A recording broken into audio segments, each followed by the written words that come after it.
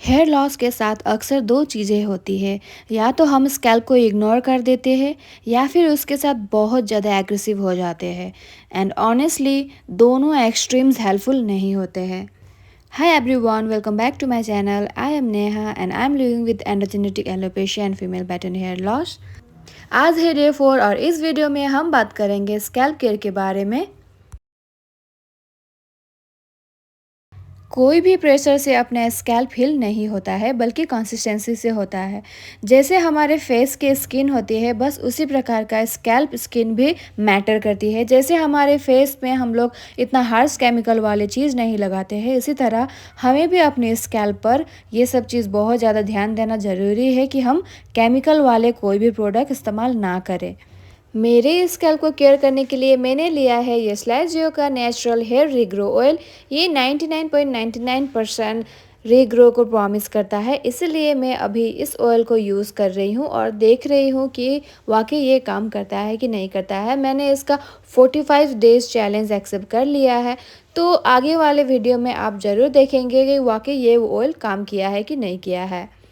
जो कि हमारे स्कैल्प स्किन बहुत ज़्यादा नाजुक होता है, इसीलिए मैं केमिकल प्रोडक्ट्स को प्रेफर करने से अच्छा हर्बल प्रोडक्ट्स यूज़ करती हूँ। मैं बचपन से ही herbal products, home remedies, ayurvedic products यही सब यूज़ करते आ रही हूँ। शायद इसी की वजह से इतने बाल भी मेरे बचे हैं, नहीं तो ये एज में मेरा मम्मा का तो बहुत ही ज़्यादा झड़ चुका था।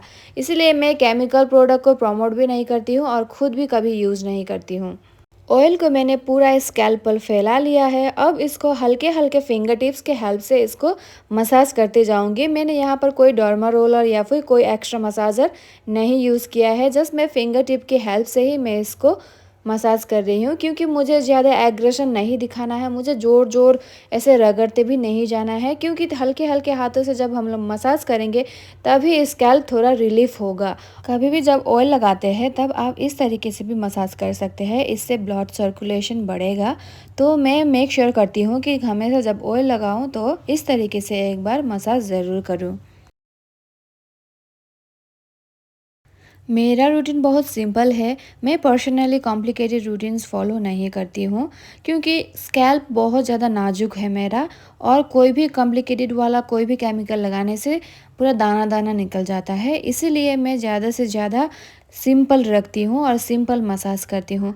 और कभी कभी लाइट ऑयल लगाती हूँ, कभी कभी सीरम यूज़ करती हूँ, लेकिन तभी जब मेरा स्कैल्प ठीक हो।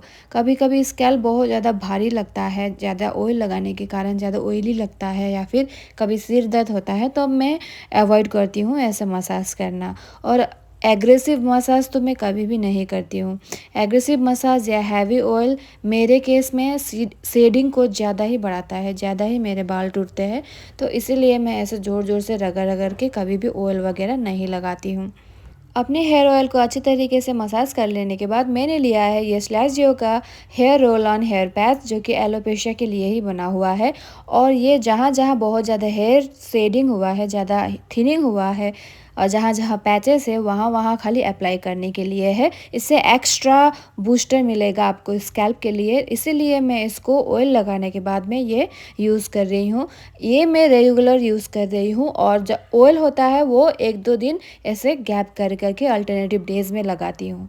और ये वाला रोल ऑन मैं एवरीडे यूज़ कर रही हूँ। अब इसका रिज़ल्ट क्या होगा, कैसा होगा, इसे देखने के लिए आपको मुझे ज़रूर फॉलो करना होगा।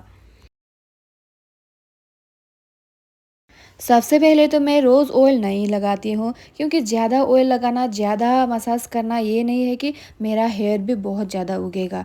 ये सरासर गलत है। ज़्यादा ऑयल लगाएंगे, ज़्यादा मसाज करेंगे तो हमारा और ज़्यादा बाल टूटेगा। इसीलिए मैं ये ध्यान देती हूँ कि मैं अल्टरनेटिव डेज़ को ही अपने स्कैल्प पर हैवी ऑयल्स करूँ या मसाज करूँ। हेयर लॉस के साथ एक चीज़ समझना बहुत ज़्यादा ज़रूरी है।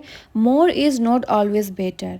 ज़्यादा ऑयल लगाना, ज़्यादा मसाज करना, ज़्यादा केयर करना, ये हेयर फॉल को और ज़्यादा बढ़ाता है। तो इसीलिए आप अगर ये सब कर रहे हैं तो आपको अभी ही स्टॉप करना होगा। हमेशा याद रखिए कि हर ट्रेंड हर स्कैल्प के लिए नहीं होता है। अपनी स्कैल्प को सुनना भी एक फॉर्म ऑफ केयर है। लाइक हम लोग देखते हैं दूसरा का अगर हो रहा है तो मेरा भी होगा बोल के हम वही ट्रेंड फॉलो करने लगते हैं। यूट्यूब पे बहुत सारे ऐसे सजेशन मिलते हैं, वही सब फॉलो करने लगते हैं। तो ये सब चीज़ नहीं करना है, मेरा ऑनेस्ट रिव्यू मैं आपको दे रही हूँ। एक चीज़ ध्यान देना बहुत ज़्यादा ज़रूरी है कि स्कैल्प केयर सिर्फ फिजिकल नहीं होता है। जब हम कांस्टेंट स्ट्रेस में होते हैं, स्कैल्प टेंशन ऑटोमेटिकली बढ़ जाती है। मैं खुद को बार बार याद दिलाती हूँ कि जेंटल केयर भी इनफ होती है, इसलिए मैं ज़्यादा स्ट्रेस नहीं लेती हूँ, जस्ट केयर करती रहती हूँ और just go with the flow सोच के साथ में आगे बढ़ती रहती हूँ। तो स्कैल्प केयर के बारे में तो हो गया है, उसके बाद ये एक्स्ट्रा टिप दे रही हूँ।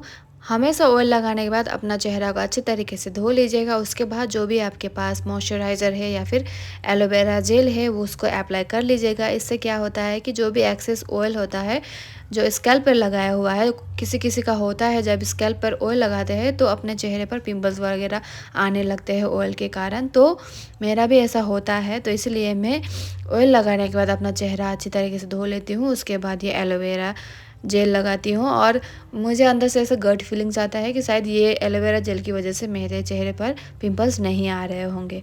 तो ये एक एक्स्ट्रा टिप था जो मैं यूज़ कर रही हूँ, इसलिए ये सोची कि आप सबको भी शेयर करूँ। मेरे आने वाले वीडियोस में इसी तरीके का और भी बहुत सारे ऑनेस्ट चीज़ें मैं शेयर करूँगी, तो शायद ही आपको बाकी सब चैनलों में मिलेगा, क्योंकि जो भी है जैसा है वो सब मेरा दिल से निकला हुआ है। तो प्लीज़ मेरे चैनल को सब्सक्राइब करिए and thank you for watching.